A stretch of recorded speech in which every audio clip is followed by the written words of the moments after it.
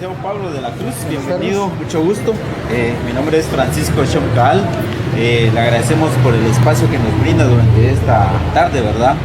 El motivo de esta entrevista, la verdad, es muy importante para nosotros conocer realmente la importancia de la ética y pues también la deontología, que juega un papel muy importante en la rama de la investigación criminal forense, ¿verdad?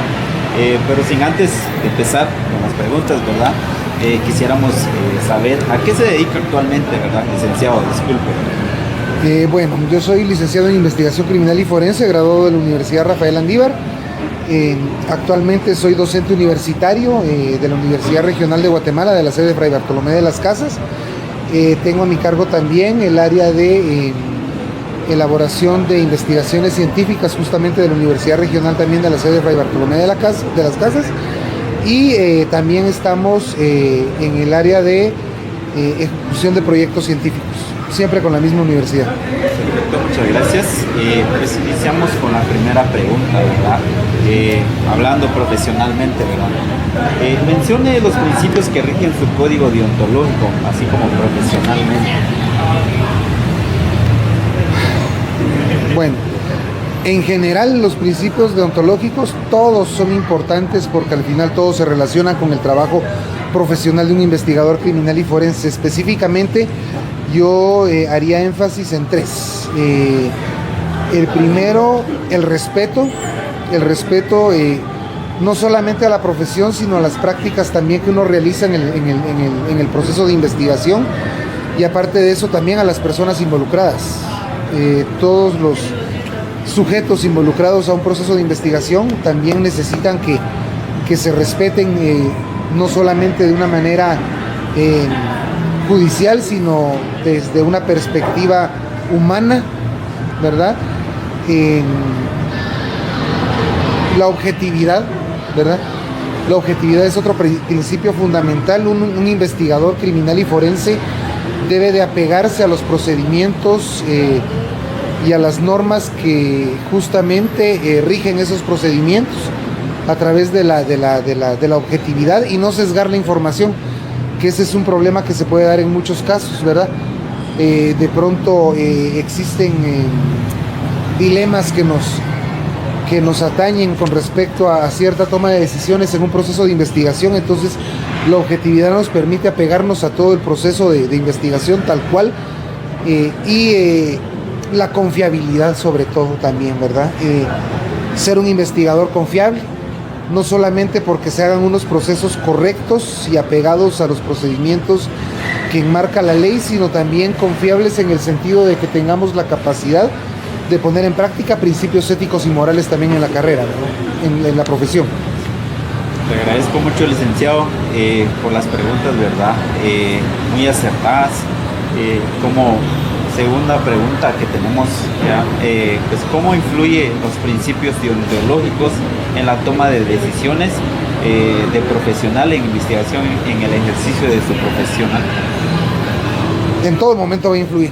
Los principios deontológicos que acabo de mencionar son fundamentales, y es que recordando que todo profesional, en general todo profesional, pero específicamente los que estamos involucrados en una investigación criminal y forense, necesitamos apegarnos a la ética por el tipo de información sensible que vamos a manejar, por el acceso que tenemos a escenas del crimen, a objetos, a documentos, a identidades que necesitan ser resguardadas, sobre todo por seguridad, y para mantener también un proceso de investigación sano, sin viciarse, y apegado a objetividad. En ese sentido, considero que los principios éticos de la deontología tienen que acompañar todo tipo de trabajo que realice un investigador criminal y forense. Desde que se llega a una escena del crimen a recolectar indicios, hasta presentar medios de prueba ante juez competente, ¿verdad? O sea, los principios éticos de la deontología tienen que acompañar al profesional de las ciencias forenses en todos los procesos de su trabajo. Muchas gracias, licenciado. Como tercera pregunta que tenemos, ¿cuáles consideran que son los principios y dilemas éticos a los que se enfrenta un criminólogo y cómo puede resolverse desde una perspectiva deontológica? Es complicado porque al estar involucrados en un proceso que está vinculado de manera directa al sistema de administración de justicia, un investigador criminal y forense se involucra de manera involuntaria en procesos que requieren tomas de decisiones.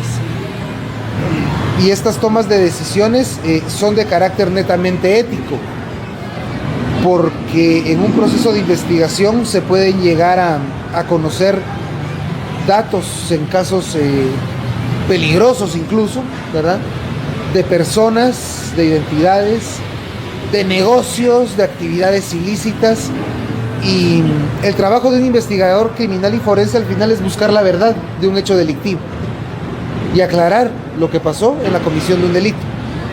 Y en algún momento un investigador criminal y forense puede poner en juego hasta su propia vida por el tipo de intereses que se juegan en ciertos casos. Entonces, ahí entran estos dilemas éticos. Y es un dilema realmente, porque tenemos que escoger entre decir la verdad o salvaguardar nuestra seguridad y nuestra vida misma o la de nuestra familia. Entonces, sí, es algo complicado, es algo que apela mucho a justamente nuestro sentido de ética y de principios deontológicos para poder trabajar de una manera justa, porque al final el trabajo de un investigador criminal y forense es auxiliar al juez en la búsqueda de la verdad y administrar correctamente la justicia, ¿verdad? Sí, muy claro, licenciado, le agradezco. Como cuarta pregunta, según me compete, ¿verdad? Pues, ¿de qué manera la deontología profesional contribuye a garantizar la imparcialidad y la objetividad en la investigación criminal? La manera en la que lo logra sería entonces permitiéndonos a nosotros actuar apegados a esos principios éticos que nos dicen qué hacer y qué no hacer. No solamente porque sea correcto, sino porque nos hace a nosotros cumplir con un trabajo limpio, con un trabajo honesto, con un trabajo que permite llenarnos no solamente de satisfacción por hacer un buen trabajo, sino también por lo virtuoso de ser un buen profesional en una rama tan difícil de trabajar. Porque muchas veces se subestima el trabajo de los investigadores criminales y forenses, pero éticamente es un trabajo que requiere mucho profesionalismo, mucha fortaleza ética, mucha templanza y mucha sabiduría también, sobre todo en este caso en el que la ética va a dirigir nuestras acciones, ¿verdad? Para que hagamos todo el tiempo lo correcto, que sepamos que lo que hacemos es por un bien común, porque al final la justicia en Guatemala es un bien común, es un derecho también, es un derecho humano, ¿verdad? El acceso a la justicia. Entonces nuestro trabajo depende éticamente de nuestras acciones, porque en nuestras manos tenemos que se administre correctamente la justicia. Bueno, licenciado, continuando con las preguntas, como quinta pregunta, ¿cómo puede un criminólogo equilibrar su deber profesional con la obligación de respetar los derechos humanos de las personas involucradas en una investigación? De hecho, en ese sentido, velar por los derechos inherentes que tienen las personas involucradas en un caso, sean los victimarios o sean las víctimas, es parte del trabajo del investigador. No se puede concebir de una manera ajena, ¿verdad? El trabajo que un investigador criminal y forense realiza tiene que ser tan objetivo en todo el sentido de la palabra, que también tiene que velar porque las personas involucradas también tengan ciertos derechos que no se puedan vulnerar, ¿verdad? Y en ese sentido entra la objetividad también, porque nosotros no podemos tomar parte en ninguna de las dos figuras que se encuentran relacionadas con un delito, ¿verdad? Ni de la víctima ni del victimario. Entonces, es parte del trabajo de un investigador criminal y forense, ¿verdad? Apegarse a todo eso. Gracias, Ali. Siguiente pregunta. ¿Qué mecanismos o códigos de ética se consideran esenciales para reforzar la integridad y la responsabilidad en la práctica criminológica? Bueno, de hecho, todos los profesionales de las carreras afines, que se nos llama, estamos apegados de manera directa al Código de Ética del Colegio de Abogados y Notarios de Guatemala.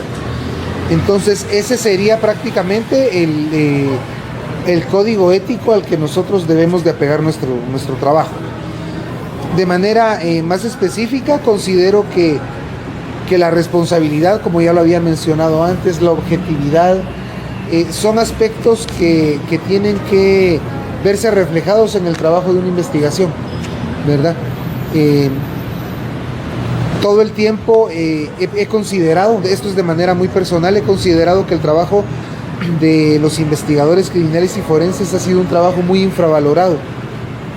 Y eso lo podemos ver porque ni siquiera hay muchas fuentes de trabajo para este campo de profesionales. Y es porque éticamente estamos acostumbrados a esconder muchas veces ciertas acciones por falta de ética.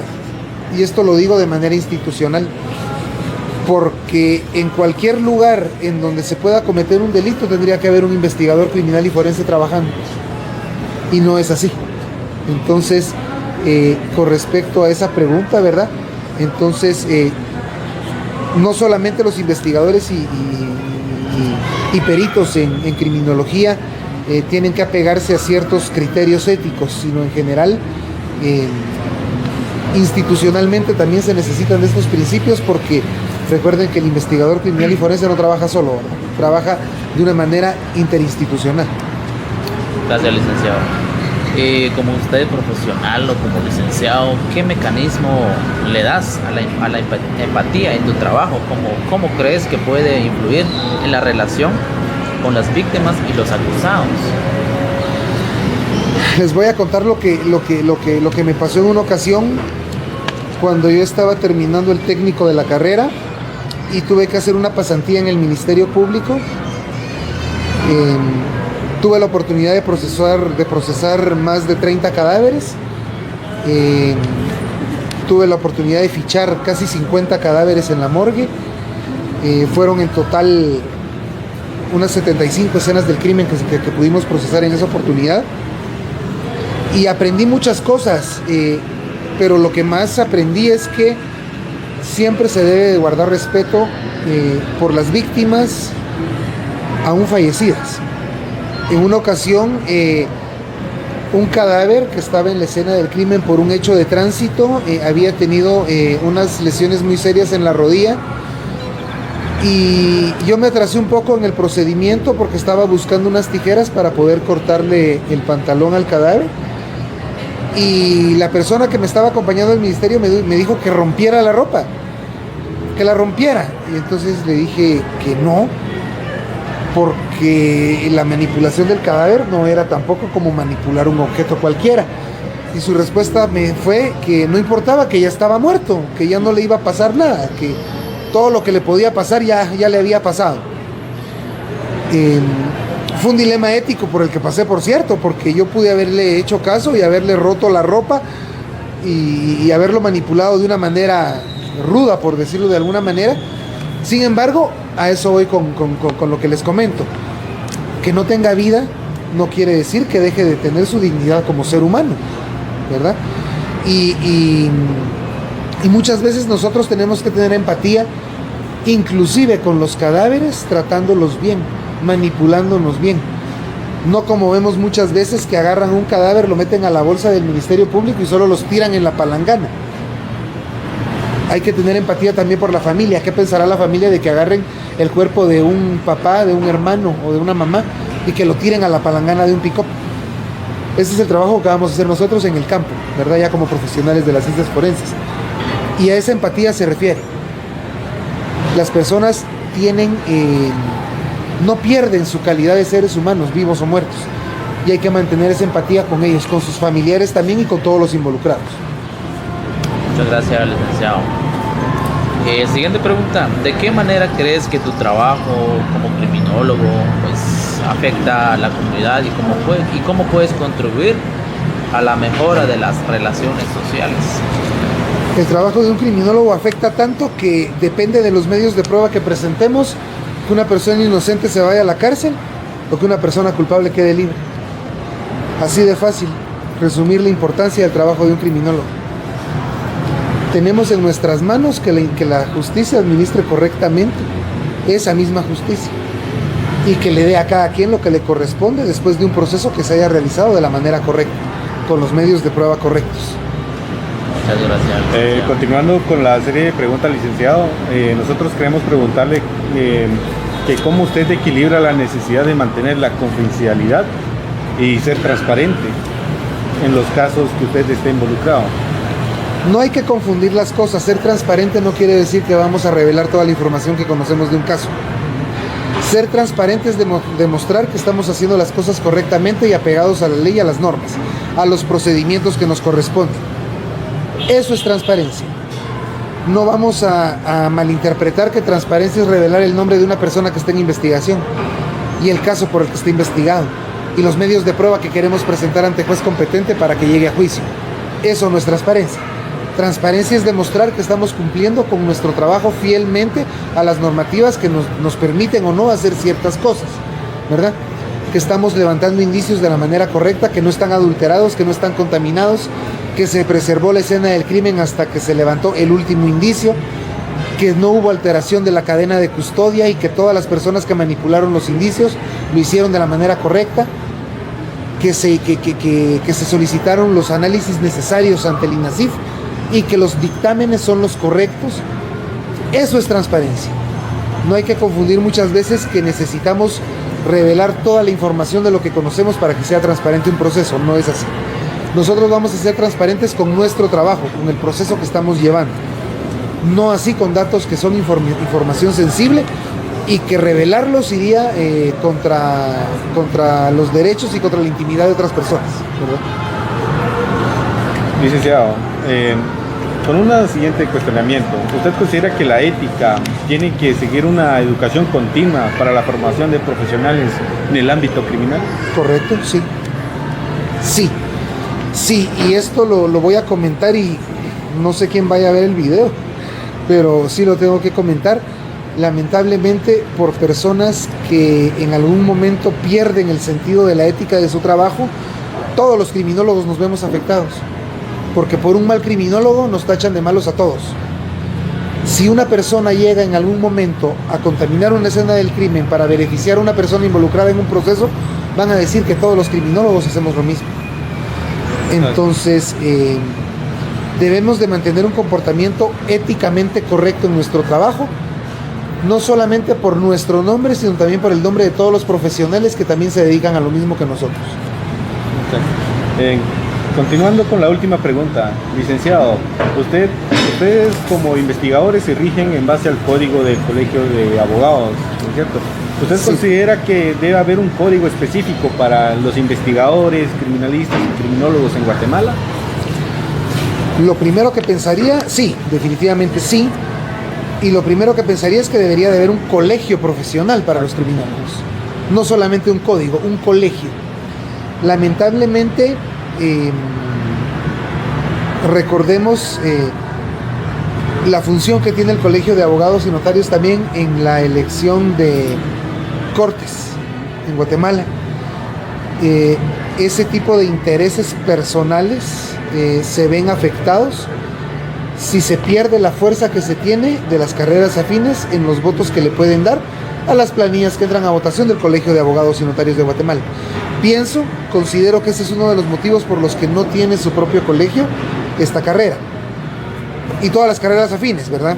Ustedes cuando se gradúen y se vayan a colegiar, se van a dar cuenta que es hasta incómodo para los que somos profesionales de las carreras afines llegar a la juramentación del Colegio de Abogados y Notarios de Guatemala y que todos los discursos y que todos los mensajes sean para los abogados. Y a nosotros no nos mencionen más que como profesionales afines o profesionales de las carreras afines.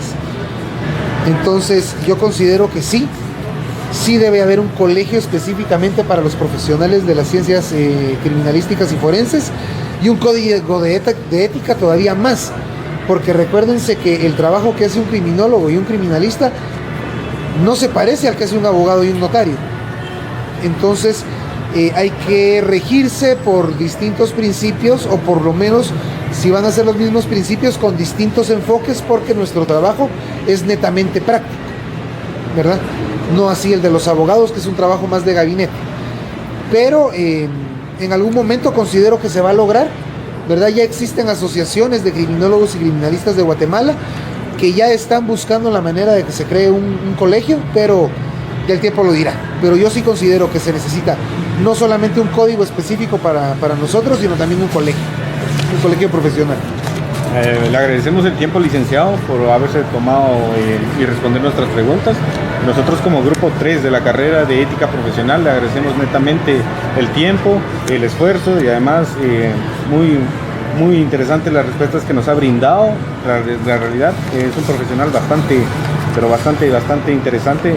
La respuesta no solo en las recomendaciones que nos da como futuros investigadores, sino que también tener una realidad un poco, o mejor dicho, una perspectiva más realista de cómo es el trabajo o la profesión del investigador aquí en Guatemala. Yo, Oscar Rivaldo Las Morán, le agradezco el tiempo, igual mis compañeros aquí, Francisco Shom y Edgar Choi. Le agradecemos, licenciado, por el tiempo prestado. Muchas gracias, licenciado.